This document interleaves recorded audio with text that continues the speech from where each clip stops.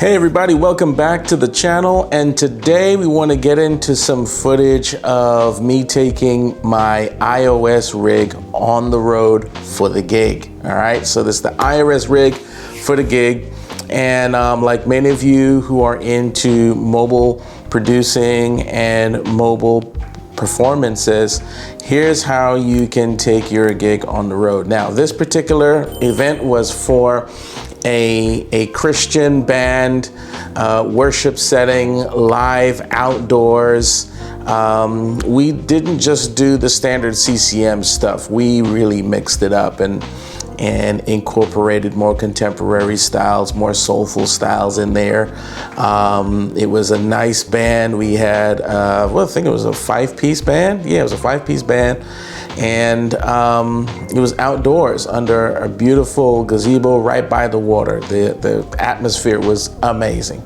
The artist we were accompanying was Karen Jennings, and this was a setup where both myself and the auxiliary keys player, we were both free from our hardware workstations and just utilizing controllers and apps. Okay, my partner in crime for this particular event was Mark Brown, an amazing keyboard player, amazing musician, as well as an audiovisual genius. Okay, so he was using a setup with keyboards, an organ controller, and also I think he was running MainStage on a Mac.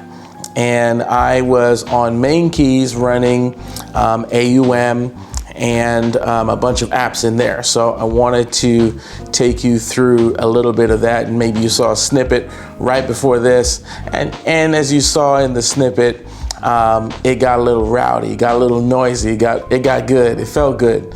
So I want to take you through my key setup and how I not only prepared my key stacks, but also how I prepared the stems playback and the loop playback using Prime. So this was a combo event, and yes, there is some hardware I could have used to run both Prime and AUM from the same iPad. Could have done that, but that hardware was not used on this particular gig. So I split it up, and I think it was helpful to be able to control some things on one screen over here and control some things on one screen over here. That is your choice, depending on how you want to configure it.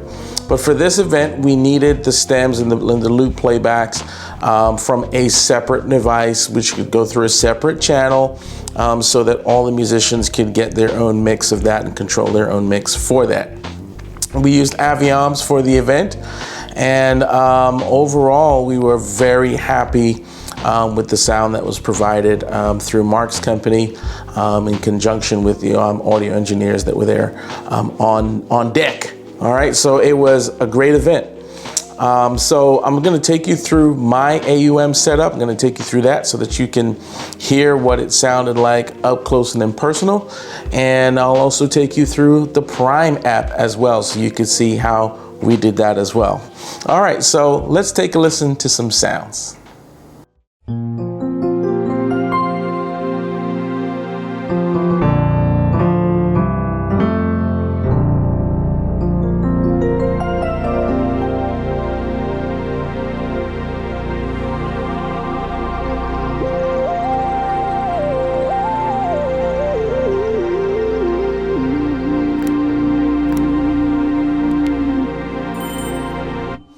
Okay, so that was a part of my sound stack.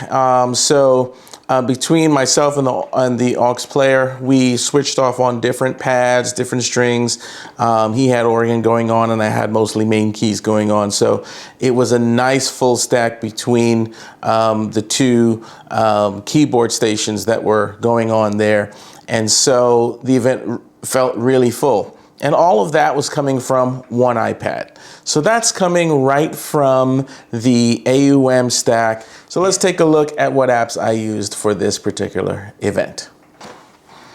Okay, so first off, we have Piano Tech. And this is my main piano that I'm using here. Let's take a listen.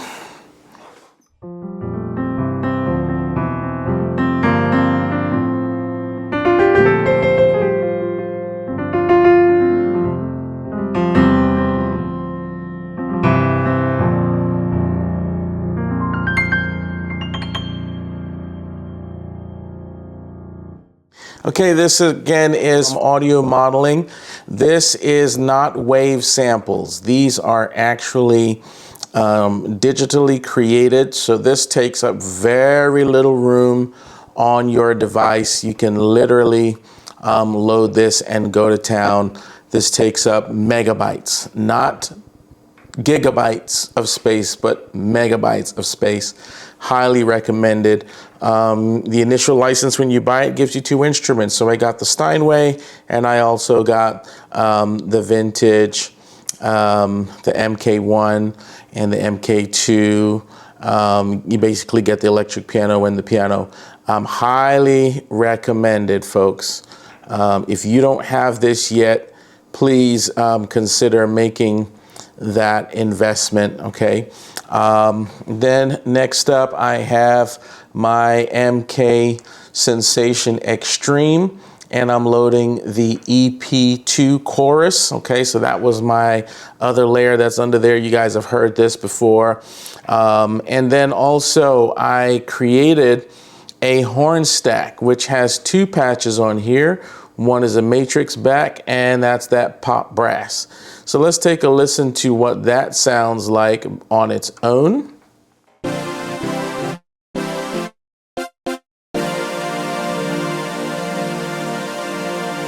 Okay, that's what it sounds like on its own with it layered up.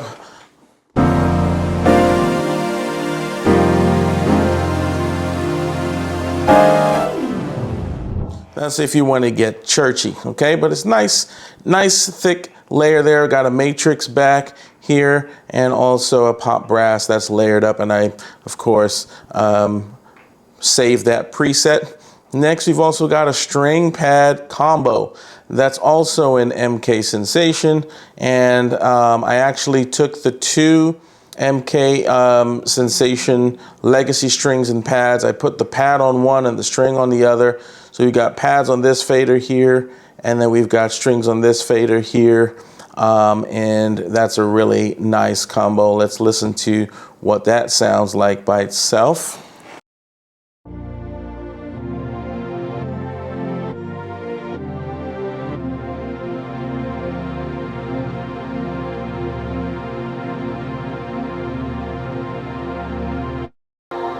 And that is the strings pad combo.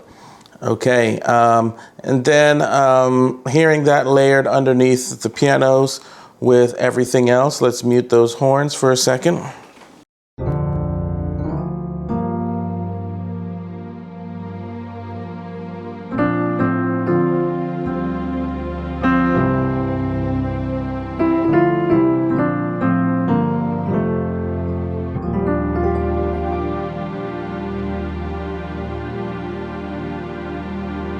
Okay, and next we have the synth lead coming from the Pure Synth app. That's also from Gospel Musicians. And this is a beautiful lead.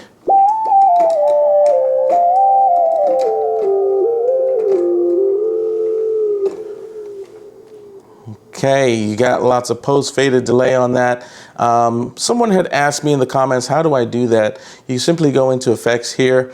By default, this app, or this particular patch, has a delay loaded up in the effects rack. Okay, and again, I went to effects right next to the control tab, just hit effects, and just increase it in your mix. And that's how you get that. You can also adjust the feedback, how many times it loops. You can adjust the tone of the delay and also the time of the delay, how fast you want that to occur. And you can do some really nice things with that app. We've also got here the Korg module, and I use this for bells. Yeah, until we have something like the Yamaha J-Pop, this one does really well, okay? This is the ensemble bell that I found in the Korg Module Pro app, okay? And then for these pads, I'm using a combination of the Yamaha EX5 and the Korg M1. Now these are considered older synths, maybe not vintage ones, but these are older ones. The EX5 more so late 80s, mid 90s, right, or early 90s, and the M1 of course goes back into the 80s, and I'm using some really nice patches. Let's let you hear a couple of the ones that I used for the event. Here is the Abernstein patch.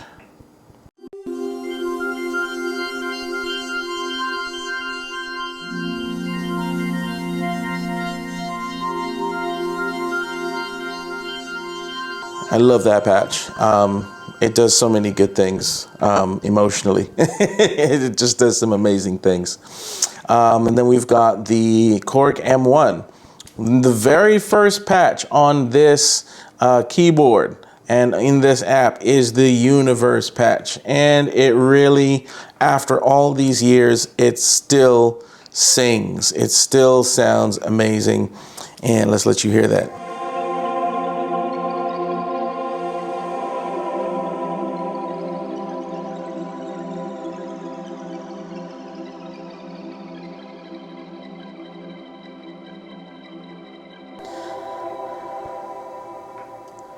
It's just doing the things that only Korg can do. These are things that only Korg can do, and they do it so well. Imagine just comboing these two together.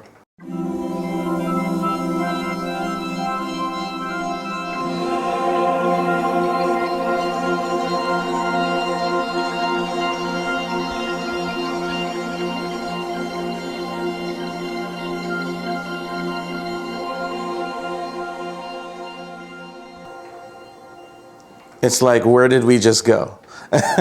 We went into another space. We went somewhere else completely. And so this was the stack that I used for the event. And I really do recommend traveling with a small condensed stack like this. If the laptop, some of these laptops are kind of big and clunky, and it takes a lot sometimes to load patches like this, but in minutes, I created that stack. Simply just connecting my controllers, dialing up the apps, and assigning it to the controller, and you're done, okay? I've been a Mainstage user for years, okay? I've been an advocate for that for years, going back 10 years or more, since Mainstage came out. So I'm well familiar with that platform, and I also know how long it takes to set up, okay?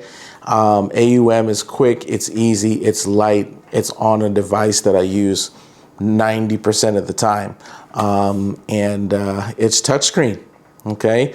Now, in this particular situation, if you want to connect something like a Korg Nano controller, you can absolutely do that. I happen to have a 3-stack setup for this particular event, so I was able to get to whatever I needed to pretty quickly, just using the multi-touch screen. But absolutely, you can use a Korg Nano control for more fine controls while you're playing.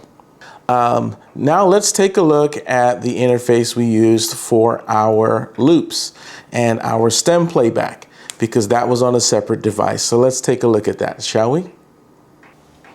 Okay, so for our loop and stem playback, we use the Loop Community Prime app.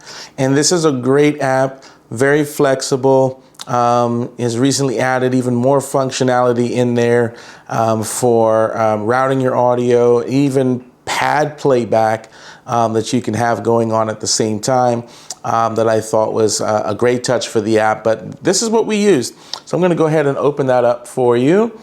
And here is our set list view. And here are all of the loops and also multi-tracks that we had available for each of these songs. It is so easy to initiate a playback here, either using your mouse or trackpad, or you can simply just tap the screen and hit play, and it's ready to go.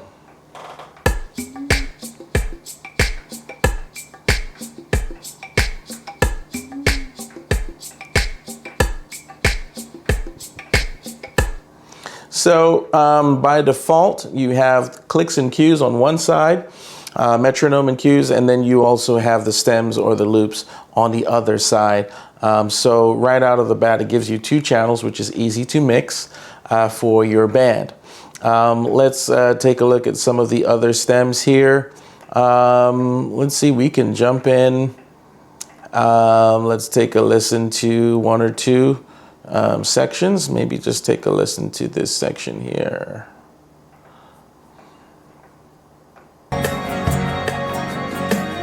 Solo, 2, 3, 4. Interlude, 2, 3, 4. Break, 2, 3, 4. Interlude, 2. Okay, and in this particular instance, we took the song, used the stem splitter in Logic, and then added some additional arrangements on strings. I used an orchestration app, string orchestration app, just to add these extra parts, add some arrangements to the end of the song that were not in the original, but do something live with the band and the singers, and add another variable to the live event. And then of course you just bounce your stems out, upload them to the Loop Community website, and then download them right to your app right here in Prime, and you're good to go. So this is a little bit of programming done for the event using Logic, and we were able to really pull the songs together, pull the arrangements together, add to the arrangements that were there, and overall just a great experience. Loop Community Prime, the Prime app also has ways to link certain songs together. So you can see here we have a loop for a song called Firm Foundation.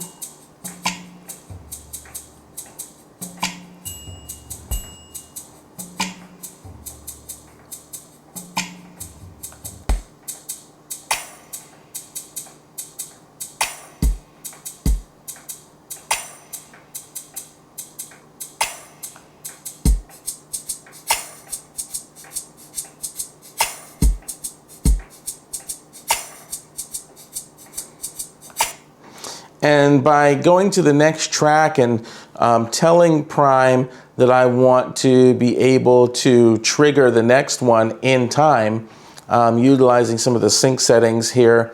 If you want to be able to jump, you can wait till a current bar or a current section, or after 2 bars, you can edit your settings there and simply assign a trigger, a crossfade, or an advance, immediate advance, or an overlap between one song to the next. And it's wonderful. I mean, you can simply go, whether these are loops or whether these are full stems with maybe 6 or 7 or 8 parts to it. It's a really helpful way to connect songs together. So this was a great tool to use for our event. And Loop Community also has additional hardware that you can add, such as the track rig if you want to use 1 device and not 2. The track rig gives you 8 full outs to where you can send out each of your stems to a different channel that your engineer may have open on their desk. And if they don't have that many channels open on their desk, you can of course condense things down to as many as 2 channels for your entire rig, and still be able to run your stems effectively, even using a submix right here in the app, where you can adjust the volume of each part. You can adjust your guitars, you can adjust your strings, your loop, whatever that may be. This has been a great live tool to use, and for an iOS rig, you're pretty much getting the same functionality as you would out of a much more expensive laptop plus Ableton, the cost of all of that. This is lowering your production expenses quite drastically, okay? So if you already have the iPad, you can run both apps off of the same iPad. And if you have an interface that gives you 2 or more outs, you can split those outputs tell AUM to use one set of outputs and tell Prime to use the other set of outputs. So you can really expand this while lowering your overall production expense on the hardware. So this is the iOS rig that I used for this gig. So what are you using? Many of you are musicians that play live as well as in the studio, as well as mix in the studio. So what are you using when you go out live?